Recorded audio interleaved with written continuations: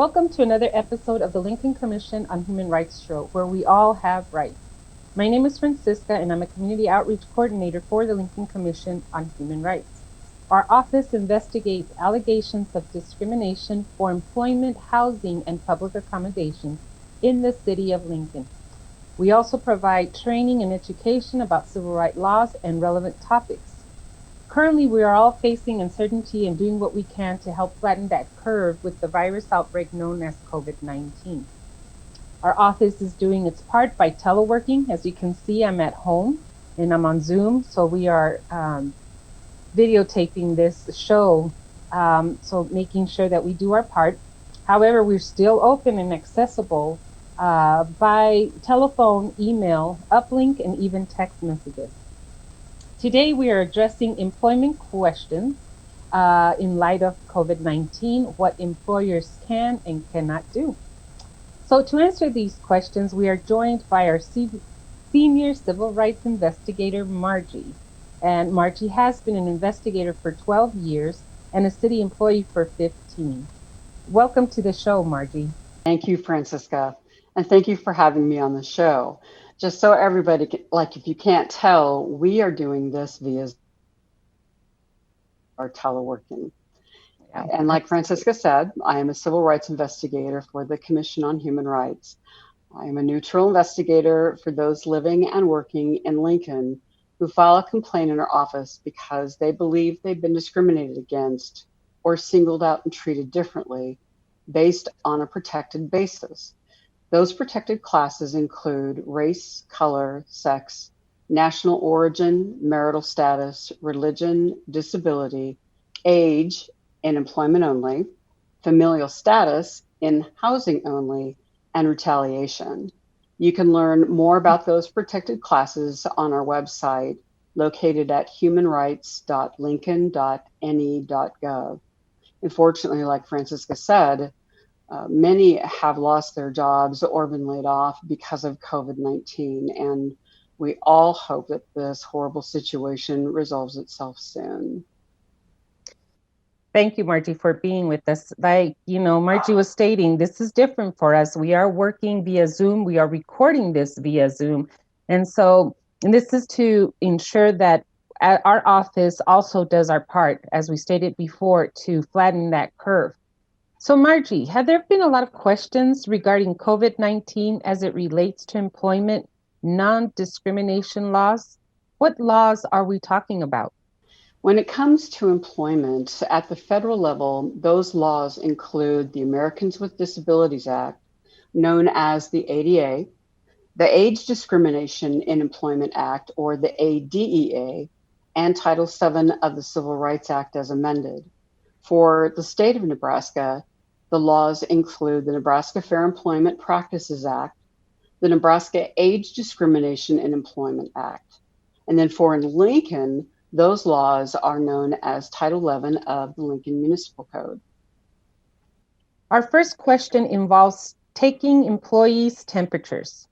The federal office known as the Equal Employment Opportunity Commission, or EEOC, updated its pandemic publication, which says employers are allowed to take the temperature of employees coming into the workplace.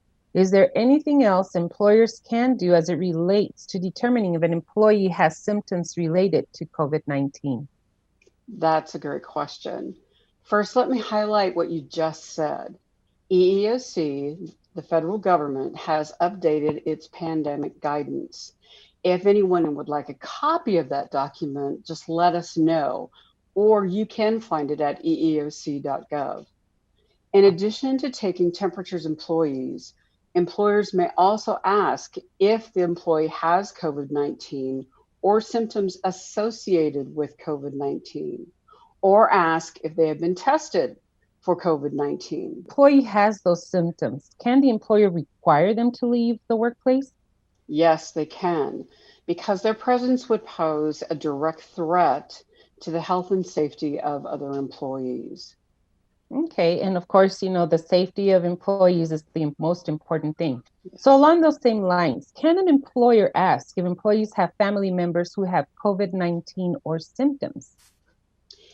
Instead of asking about family members, the better question is to ask if an individual has had contact with anyone who has been diagnosed with COVID-19 or has symptoms associated with it. Okay, so it is how the question is posed.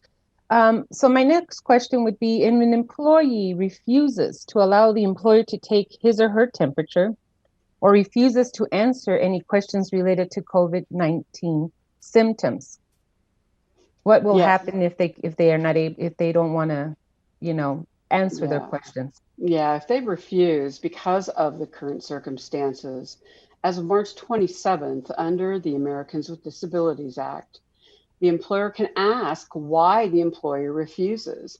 It could be that the employee could fear for his or her response and that it would be shared in the workplace.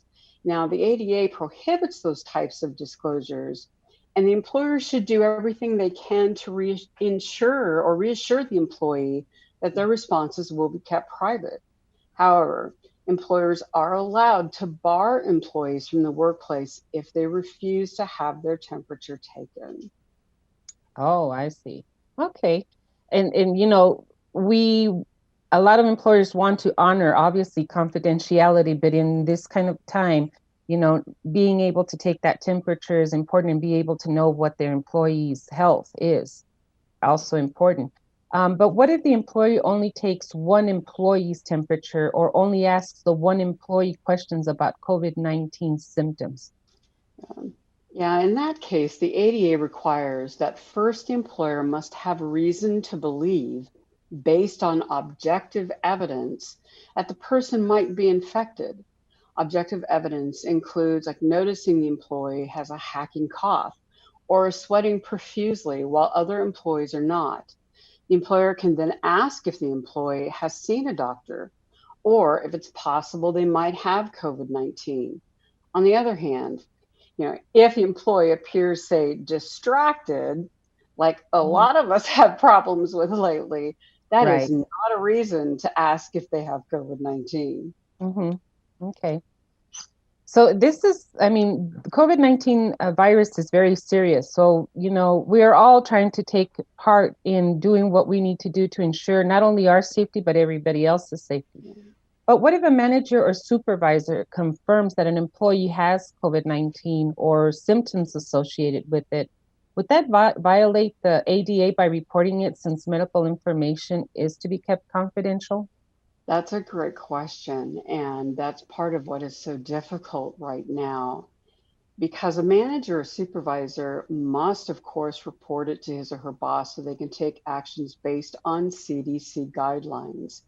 While the employer needs to know who the employee is, they should also make every effort to limit who gets to know the name of the employee.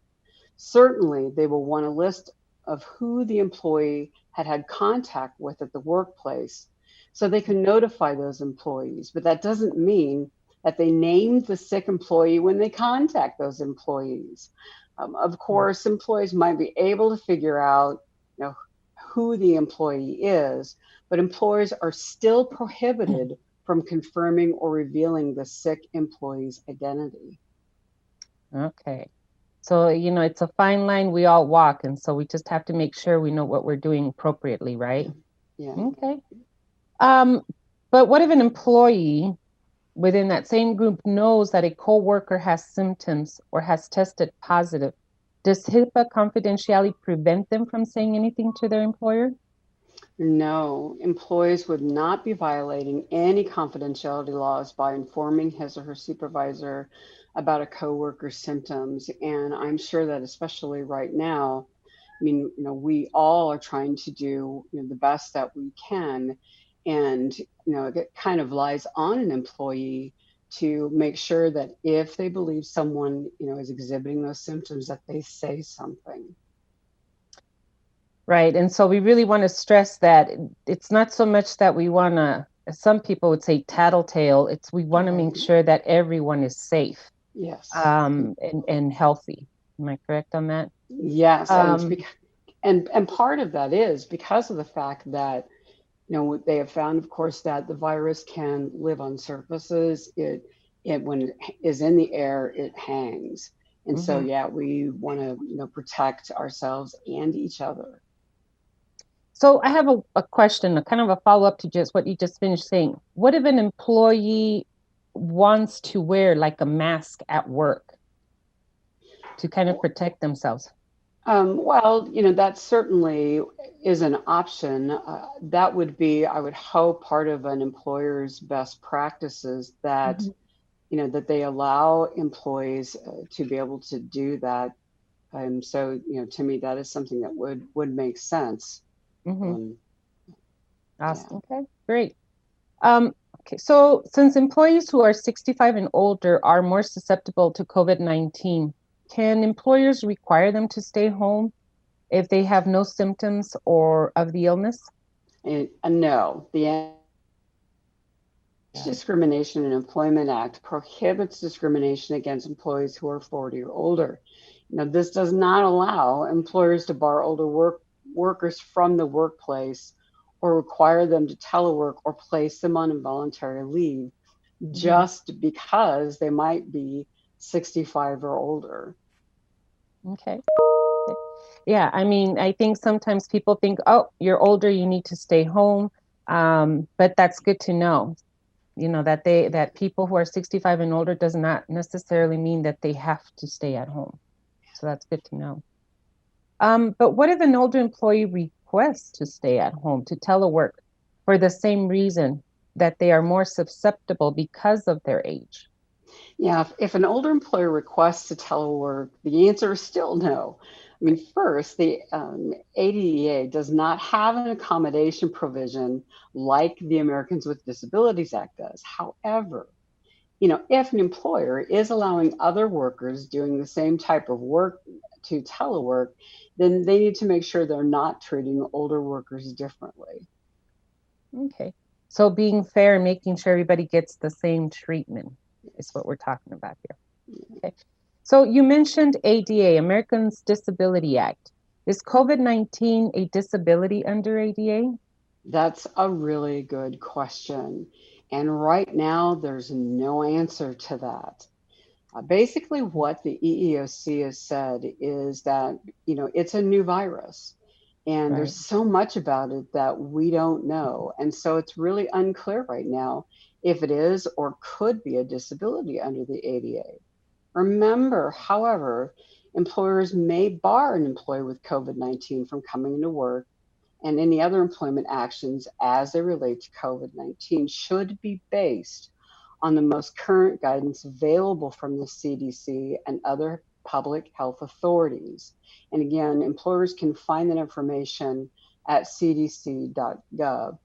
One of the other things about this, though, is that because an individual uh, could already have a disability, what makes them more susceptible to COVID-19, Hmm. that does not necessarily mean that that disability, isn't being affected. But for COVID-19 itself, Hmm. right now, they're not saying really one way or the other. And like with a lot of cases, especially when it comes to disability, it has to be taken on an individual basis. Right. Because everybody's different. No two people are the same. And that's important to know that every situation is different Yeah. from everybody else. Um, but what if an employee, or if he or she has a disability that puts them at greater risk of severe illness if they contract COVID-19? Can they ask for that reasonable accommodation? Yeah, and see, that's a great follow-up to what we were just talking about, because an Hmm. employer, certainly may verify that the employee has a disability and that the accommodation requested is needed because the disability puts the individual at a higher risk. Right. The employer must engage with the employee in what is known as the interactive process, Hmm. discuss the type of accommodation request and what would meet the employee's health concerns. Employers may also consider if the requested accommodation would create an undue hardship on the business, meaning they can assess if it would pose a significant expense or significant difficulty under the circumstances. Hmm. Also, because of the crisis, doctors may not be able to respond quickly, and Right. employers should look for other ways to verify the existence of a disability, such as health insurance records or a prescription which would document the existence of the disability. However, if employers are waiting for a doctor's response, they may want to provide the accommodation on a temporary basis, such as when the request is for telework or even leave from work. That's great information, and it's a lot of information. And I think, which is why we're doing our show the way we are doing it today, is so people get an idea of the things that they can do, because there's a lot of information, there's a lot of misinformation that is being put out there. So the fact Exactly. that you are able to clarify that a lot more is great. I think our audience will really appreciate that. But kind of going back to our employees and the request, what if an employee requests an accommodation because they live in the same household as someone who, due to a disability, is at greater risk of severe illness if he or she contracts the virus, COVID-19? Yeah, that's another great question. Because an employee only has a right to reasonable accommodation for his or her own disability. This is regard to disability only, and if the household member is not exhibiting symptoms or has been diagnosed with COVID 19. Now, that's a completely separate issue and handled as we previously discussed. Okay. So then, can an employer single out employees based on their national origin, such as employees who are Asian, and keep them from coming into the workplace due to concerns about the possible transmission of COVID-19? I think that is one specific thing that we have not talked about, and a lot of places are not necessarily um, addressing. Yeah, because for one, it's a difficult subject, but it's really important that we make sure that we are not singling out, discriminating, or treating differently someone who is of Asian national origin or who is Chinese. And no, an employer cannot single out those employees. Believing that an employee may be somehow linked to COVID 19 because of his or her national origin is not only discriminatory, but could also create workplace harassment and a hostile work environment. None of Mhm. us, especially in these circumstances, want to see anything like that happen. And I know that employers feel the same way. Instead, though, employers may want to remind employees about policies on workplace harassment, even if the harassment about the virus. That kind of fear should never be tolerated or allowed when it results in harassment. Right. And we all should do our part to ensure that that kind of harassment is not tolerated anywhere. Yes, So thank yes. you for addressing that. Marty, thank you for answering some of these questions. But is there additional information for employees or employers as it relates to ADA and COVID-19? Yes, absolutely. Part of where this comes from today is that you can certainly call our office and we can relay the information that we have received from like EEOC, or if there's just additional questions about reasonable accommodations, the ADA, and how they're related to COVID-19. I mean, again, give us a call at 402-441-7624, or you can contact us by our email, and that's lchr@lincoln.ne.gov.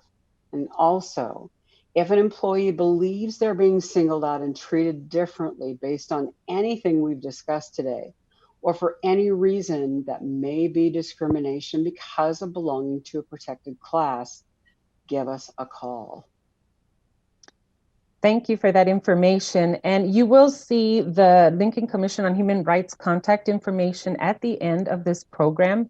Um, and we encourage people, our audience, or anyone who has questions to call.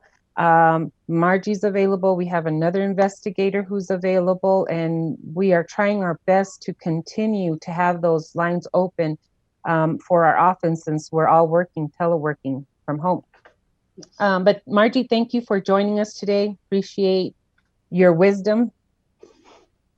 So, make sure we want you to know that in addition to questions, our office provides training and education regarding anti-discrimination at no charge. If your agency is interested in learning more about this, please contact us, and remember, we all have rights